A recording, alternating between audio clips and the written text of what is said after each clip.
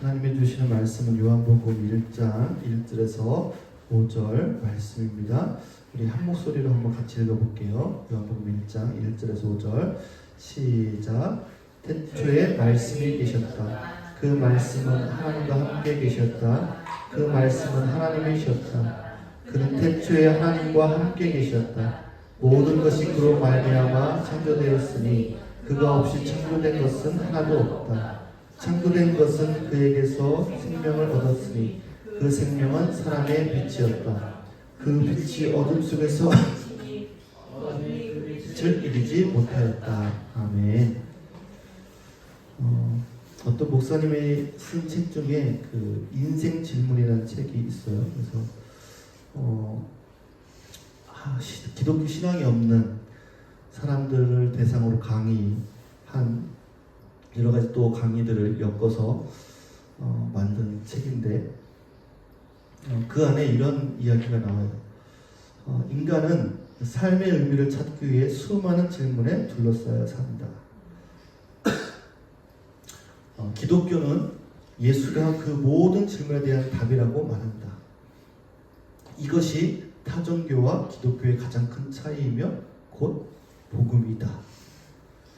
예수 그리스도를 직접 대면했던 사람들도 오늘날 우리와 똑같은 삶에 커다란 질문들에 부딪혔다. 그들에게 전해진 전통적 답변들도 현실에서는 통하지 않는 것처럼 느껴졌다. 그런데 예수님을 만나면서부터 모든 것이 달라지기 시작했다. 예수님은 해답을 주실 뿐 아니라 그분 자신이 해답이 되셨다.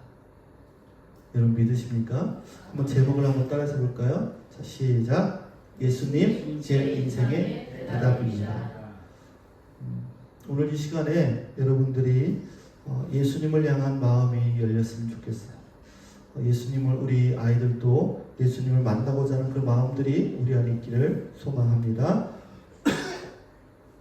예수님은요 성경을 통해서 답을 주시기도 하지만 그분을 찾는 것 자체가 해답이 될 수 있다는 것이죠. 아니 그분 존재 자체가 곧 해답이신 줄 믿습니다. 여러분 요즘 우리가 많이 듣는 이야기 중에 어떤 이야기가 있냐면 예수님을 믿지만 교회에 나가지 않는 분들이 점점 많다라는 이야기를 듣습니다. 이제 그런 분들을 뭐라고 부르죠 우리가? 뭐라고 부르죠? 예수님을 믿는데 교회 안 나가는 성도를 무슨 성도라고 부르죠? 기억자리 시작되는데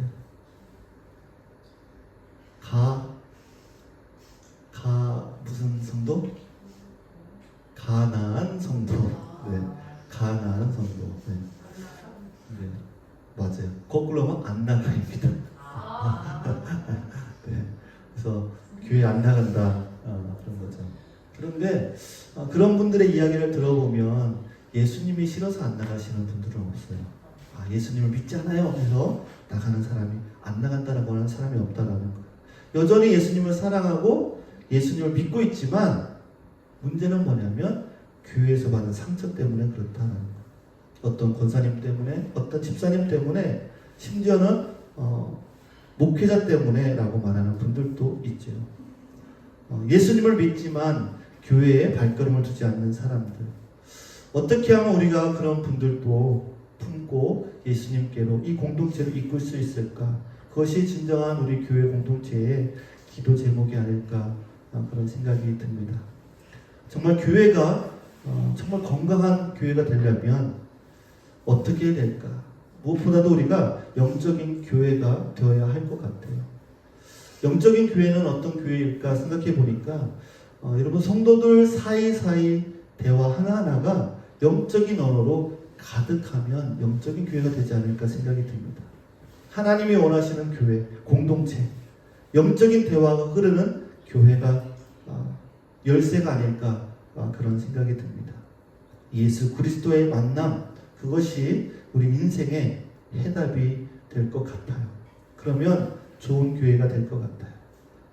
정말 좋은 교회가 되면 어떤 이야기가 우리 안에 있을 수 있을까? 예수 그리스도에 대한 이야기가 넘쳐나야 할 것 같아요. 예수님에 대한 감격, 그분을 만난 기쁨, 예수님으로부터 받은 은혜와 간증이 우리 성도들 사이에 교회 공동체 안에 자연스럽게 흘러나오는 교회 공동체라면 그것이 하나님이 원하시는 교회가 아닐까 생각이 듭니다. 여러분, 예수님을 처음 믿는 분들은요, 정말 뜨거워요. 하나님과의 그 첫 만남, 그 따끈따끈한 그런 기쁨이 가득하기 때문에 너무나도 생생한 그런 신앙생활을 하게 되죠. 그런 걸 보면 여러분, 아직도 예수님은 일하고 계십니다. 따라서 아직도 예수님은 일하고 계십니다. 아직도 예수님은 역사하고 계십니다. 여러분, 그리고요, 지금도 수많은 우리 인생의 질문들의 대답을 주고 계십니다. 그런데 문제는 뭐냐면 오랫동안 신앙생활했던 분들이 문제예요. 예전처럼 마음이 뜨겁지 않아요. 무슨 일을 해도 기쁨이 없어요. 찬양을 불러도 감동이 없어요. 기도를 해도 눈물이 나지 않는 거예요. 정말 하나님을 만나고 예수님을 경험하고 정말 눈물 흘리는 그런 사람들을 보면 어떤 말을 하죠? 나도 저럴 땐 저랬지. 그렇게 속으로 이야기를 하는 거죠. 그런데도 여러분, 중요한 것은요, 예수 그리스도를 알고자 하는 마음, 그 마음이 우리 안에 생기면요, 여러분, 그분이 내 인생에 답이 있다라는 것을 확인하는 순간, 인식하는 순간, 여러분, 놀라운 것은 우리 마음에 새로운 기쁨이 부어질 수 있다는 사실입니다. 여러분, 믿으십니까? 여러분, 기쁨이 없습니까? 혹시 찬양을 불러도 감각이 아무런 감동이 없습니까? 기도를 해도 눈물이 나지 않습니까? 여러분, 예수님이 우리 인생의 해답이라는 것을 우리가 인식하고 주님을 바라볼 때 주님이 성령께서 새로운 기쁨과 감동을 부어주시리라 믿습니다. 이거는요, 내 힘으로 되는 게 아니에요. 복음의 능력이고 성령께서 주시는 새 은혜입니다. 오늘 요한복음 우리가 너무나 잘 아는 말씀인데 1장 1절 한번 같이 해볼까요? 1장 1절. 네, 같이 읽겠습니다. 시작. 태초에 말씀이 계셨다. 그 말씀은 하나님과 함께 계셨다. 그 아멘. 말씀은 하나님이셨다. 아멘. 여러분, 신약 성경에 앞에 4권의 책이 있어요. 4권의 책이 있는데, 자, 뭘까요? 마태복음, 마가복음, 누가복음, 요한복음. 네, 이거를 사복음서라고 합니다. 그런데 앞에 있는 마태복음, 누가복음, 마가복음, 누가복음은 그 공관복음이라고 해요. 왜 그러냐면 바라보는 관점이나 또 이렇게 그 글을 쓰는 그런 방식들이 비슷해요. 그래서 공관복음이라고 하는데 요한복음은 좀 달라요. 이 앞에 책들과는 접근이 달라요. 다른 복음서들은 예수님의 행적 중심으로 쓰였다면 요한복음은요, 예수님의 말씀이 먼저 나오게 됩니다. 예수님은 하나님이시다라고 선포하면서 시작되는 책이 요한복음이에요. 그러면서 왜 요한은 예수님을 소개하면서 이 말씀이라는 단어를 가지고 사용했을까? 이 말씀이라는 단어, 이 요한복음 1장 1절에 쓰여진 이 말씀은요, 헬라어로 로고스라는 단어예요. 들어보셨을까요? 로고스. 그런데 여러분, 이 성경에서 말하는 이 로고스가 그냥 우리는 말씀, 어떤 성경 안의 개념으로 이해하지만 그 당시에는 이 로고스라는 단어는요, 성경적인 단어가 아니었어요. 그 당시에 철학, 헬라 철학에서 매우 중요한 개념으로 사용됐던 단어가 이 로고스예요. 그 당시에 사람들이 이 로고스를 어떤 단어로 인식을 했냐면 우주에 가득 찬 이치, 우주와 인간을 연결하는 원리, 모든 존재를 움직이게 하는 근원적인 지혜를 로고스라고 불렀던 거예요. 그 당시에 이 헬라 문화권을 지배했던 철학적 핵심인 이 로고스의 개념, 어떤 존재가 있는데 그 존재는 모르는 거죠. 그 당시에 사람들에게 익숙했던 단어입니다. 그런데 그 단어를 사용해서 예수님을 소개하고 있어요. 그 시대 사람들은 신이 곧 로고스다, 로고스가 곧 신이다라고 여겼던 거예요. 로고스라는 단어만 들어도 신에 대한 이야기구나 자연스럽게 받아들일 만큼 그 단어는 이 당시의 사람들에게 매우 익숙한 단어입니다. 그런데 요한은 그 로고스가 누구라고 말씀하시냐면 예수 그리스도가 바로 그 로고스다라고 말하고 있는 거예요. 사도행전 17장에 보면 사도 바울이 아테네에서 전도할 때 이런 말씀을 했어요. 알지 못하는 신에게 라고 새긴 제단을 바울이 보고 내가 다니며 너희가 예배하는 것들을 살펴보다가 알지 못하는 신에게 라고 새긴 제단도 보았다. 내가 지금 너희가 알지 못하고 예배하는 그분을 너희에게 알게 하려 한다 라고 말씀하고 있는 걸 보게 됩니다. 뭐냐면 너네들이 알지 못하는 로고스 그분이 바로 예수 그리스도다라고 지금 말씀하고 있는 거예요. 태초에 말씀이 계시니라 이 말씀이 하나님과 함께 계셨으니 이 말씀은 곧 하나님이시다. 여러분들이 생각하고 있는 그 로고스는 우주의 질서, 우주를 만든 사람, 신적인 지혜 그런 모든 것들을 여러분이 생각하고 있는 그 로고스가 누구냐? 바로 예수 그리스도다라고 선포하고 말하고 있는 것을 여러분 보게 됩니다. 1절부터 3절까지는 예수님의 신성에 대해서 선포하며 얘기하고 또 4절로 넘어가서는 예수님과 아주 관련해서 중요한 두 가지 개념을 소개합니다. 4절 한번 볼까요? 4절. 4절 같이 읽겠습니다. 자, 시작. 그에서 생명을 얻었으니 그 생명은 사람의 빛이었다. 예수님과 관련해서 아주 중요한 두 가지 단어가 있어요. 따라해서 볼까요? 생명과 빛. 네, 이 생명과 빛이 굉장히 중요합니다. 여러분 생명하면 여러분 예수님 하면 이 생명이 떠올라야 되는 거죠. 그 안에 생명이 있었으니 이 생명은 사람들의 빛이다라고 말씀하고 있어요. 또 요한복음 10장 10절에 보면 도둑이 오는 것은 도둑질하고 죽이고 멸망시키려는 것이요 내가 오는 것은 양으로 생명을 얻게 하고 더 풍성히 얻게 하려는 것이다 라고 말씀하고 있어요. 생명을 주시면서 왜 더 풍성히 준다는 것은 무슨 뜻일까? 여기에는 아주 중요한 영적인 의미가 담겨져 있습니다. 여러분 신약성경에서 생명을 표현할 때 헬라어 두 가지 단어를 사용합니다. 첫 번째는 이 비오스라는 단어이고 두 번째는 조에라는 단어입니다. 한번 따라해서 볼까요? 비오스. 조에. 이 두 가지 단어가 다 생명이라는 뜻이에요. 근데 이 비오스라는 단어는요, 우리가 태어나고 자라고 늙고 결국 죽는 육체적 생물학적인 생명을 이 비오스라고 합니다. 두 번째로 이 조에. 조에는요, 하나님의 생명력을 말해요. 영원하고 질적으로 풍성한 생명을 뜻하는 것이 이 조에입니다. 예수님을 믿는 자에게 구하는, 예수님을 믿는 사람에게 안에 거하는 것이 바로 이 하늘의 생명, 이 본질적인 생명력, 이 조회가 쓰여집니다. 아들이 있는 자에게는 생명, 이 조회가 있고 하나님의 아들이 없는 자에게는 이 생명 조회가 없다라는 것이죠. 여러분 이 생명이 없다라고 하는 것은요, 단순히 죽었다라는 것을 말하는 것이 아니라 하나님의 생명력이 그 삶에 머물지 않고 있다라는 뜻이에요. 조회가 없다라는 것은요, 하나님의 생명력이 그 삶 안에 머물고 있지 않다라는 뜻입니다. 사도 바울이 로마서 8장 38절에 39절에 이렇게 고백합니다.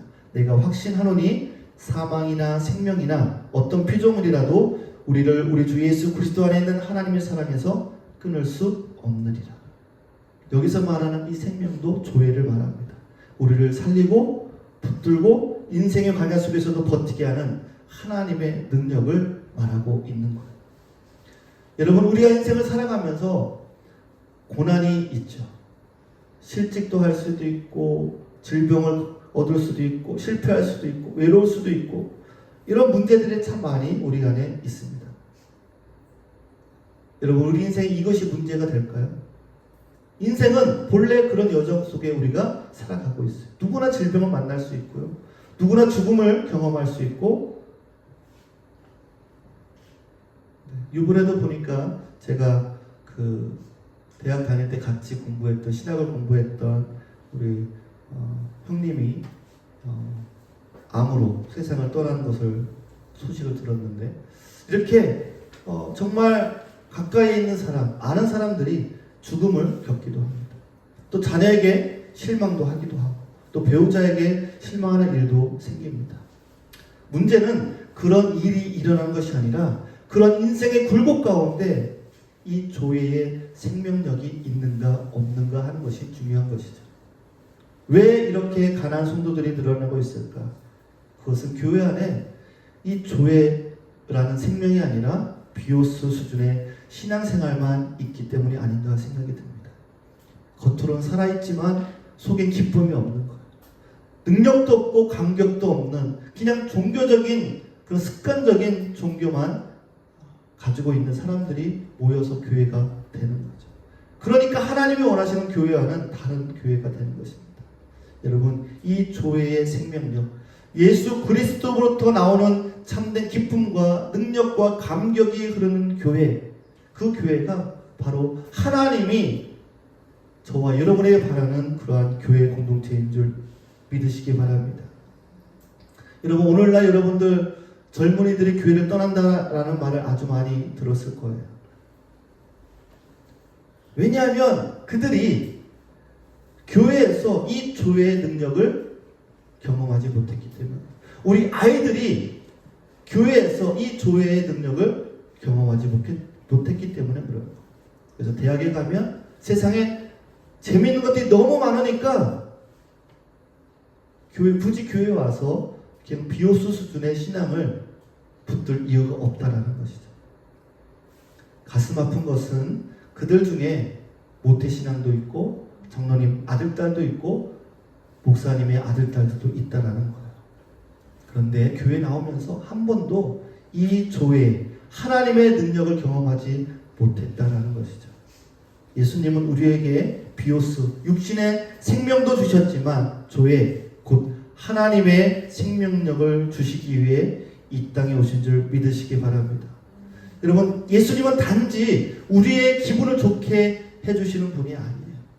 우리의 인생의 문제를 근본적으로 해결해 하시는 능력을 가지신 분이 바로 예수님이에요. 그분 안에 거할 때 어떤 상황 속에서도 끊어지지 않는 생명이 흘러나오는 줄 여러분 믿습니다. 아멘. 사도 바울이 고백했던 것처럼 사망이나 생명이나 천사들이나 권세자들이나 어떤 피조물이라도 우리 주 예수 그리스도 안에 있는 하나님의 사랑에서 끊을 수 없으리라. 여러분, 이 주의 생명력을 가진 사람은요, 고난이 와도 안 아플까요? 아파요. 아픕니다. 하지만 그 고난이 우리를 무너지지 못하게 합니다.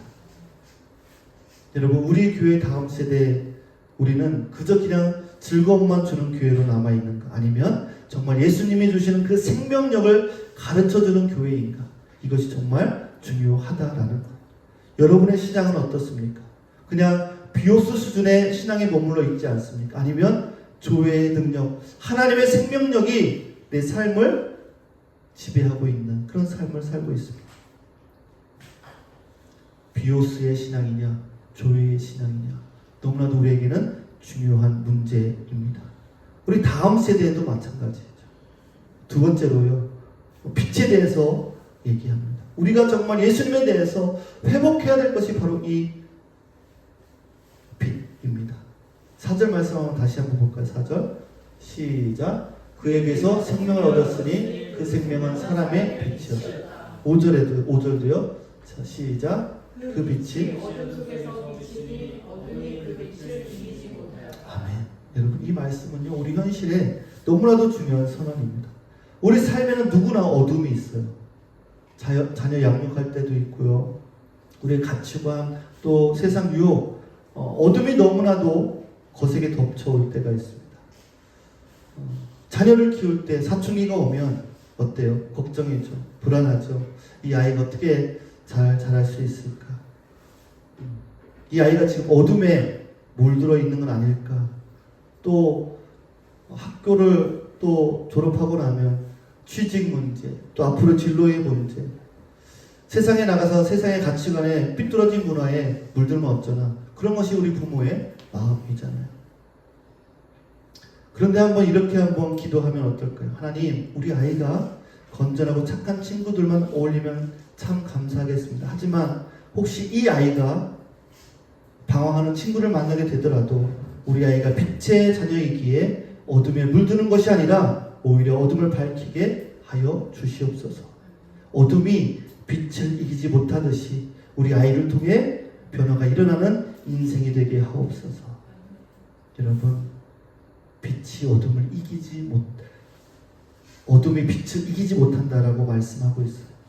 빛은요, 어둠의 빛이고 그 어둠이 이기지 못한다라고 말씀하고 있어요. 이 말씀이요, 우리 자녀들에게만 적용되는 것이 아니라 내가 서 있는 직장, 가정, 관계 속에서도 여러분 어둠이 있잖아요. 우리는 절망하잖아요. 왜요? 빛이 없기 때문에. 그런데 예수님의 그 빛이 우리 안에 비춰지게 될 때 결코 그 빛은 어둠에 지지 않는다는 것을 여러분 믿으시기 바랍니다. 이것을 너에게 이루는 것은 너희로 내 안에 평안을 누리게 하려 합니다. 세상에서는 너희가 환난을 당하나 담대하라. 내가 세상을 뭐 했다고요? 이겼노라. 여러분, 이기셨다라는 것. 여러분, 우리 삶 가운데 어떤 어려움 가운데 있습니까? 어떤 고난, 상처, 혼란 속에 계십니까? 그것은 이상한 것이 아니죠. 나한테만 오는 것은 아니죠. 원래 우리 이 땅에 살아가면서 고난의 터널을 지나가고 있는 거예요. 터널 없는 인생은 없어요. 핵심은 우리가 그 가운데서 담대할 수 있는가, 예수님 안의 생명과 빛을 붙들고 있는가, 그것이 중요한 것이죠. 여러분, 우리가 만약 지쳐있고 교회가 지쳐있고 무너져 있다면 열정이 부족한 것이 아니라 생명력을 잃어버렸기 때문에 그렇습니다. 교회, 하나님의 생명력을 회복하지 못했기 때문에 그렇다는 거예요. 우리의 자녀들을 생각해 보세요. 대학, 취업, 성공, 비오스에 관한 중심이죠. 그런데 우리 아이가 조회를 모르고 여러분 인생이 너무 잘 나간다면 여러분 사단이 툭 건들면 쉽게 무너지게 됩니다. 어둠 앞에서 빛의 역할이 뭔지도 모른 채 세상에 휩쓸려가는 인생이 될 수밖에 없다는 거예요. 그래서 우리가 우리 아이들에게 중요하게 여겨야 될 것은 이 조회를 경험하게 해줘야 된다는 거예요. 하나님의 생명력을 경험하게 해주어야 한다는 거예요. 다시 말하면 예수님을 인격적으로 만나야 된다는 거예요. 한번 따라서 볼까요? 예수님을 인격적으로 만나야 한다. 예수님을 갈망하고 사모하고 목말라해야 한다라는 거예요. 그러면 그 로고스 되시는 예수님이 참되신 그분이 우리 인생의 해답인 것을 알고 여러분 우리 인생 가운데 해답을 찾을 수 있을 줄 믿습니다. 모태신앙도 장로님의 아들딸도 목사님의 아들딸도 조회가 없으면 다 흔들리게 됩니다. 자녀뿐만 아니라 우리도 마찬가지죠. 조회가 우리 안에 없으면 여러분 다 흔들리는 것이죠. 찬양 한 곡에도 눈물을 흘리고 예배 중에 하나님의 빛이 우리 가정을 비출 때, 우리 자신을 비출 때 감격해서 눈물을 훔치는 그런 은혜가 저와 여러분에게 있기를 간절히 축복합니다. 나도 옛날엔 저랬지라는 과거형으로 우리는 살아가야 하면 안 된다는 것이죠. 회복해야 된다는 것이죠. 마음의 삶의 활력과 기쁨이 회복되어야 될 줄 믿습니다. 이 신비를, 이 생명을, 이 빛을 우리 아이들이 경험해야 된다는 것. 우리가 선포해야 됩니다. 예수님을 내가 만날 것이, 우리 아이들이 만날 것이다. 로마서 10장 10절처럼 사람이 마음으로 믿어 의에 이르고 입으로 신하의 구원에 이르리라. 여러분, 우리가 마음으로 믿는 것에 충분하지 않아요. 예수 그리스도가 하나님의 아들이심을 우리가 입으로 선포해야 될 줄 믿습니다. 여러분, 누구에게 그것을 선포하겠습니까? 여러분의 남편에게, 여러분의 자녀에게, 여러분의 이웃에게 선포하십시오. 그 선포가 상대방의 귀에도 들어가지만 무엇보다도 내 영혼에 울려 퍼지는 줄 믿습니다. 그때 내가 영적으로 풍성해질 수 있음을 믿으시기 바랍니다. 기도하겠습니다.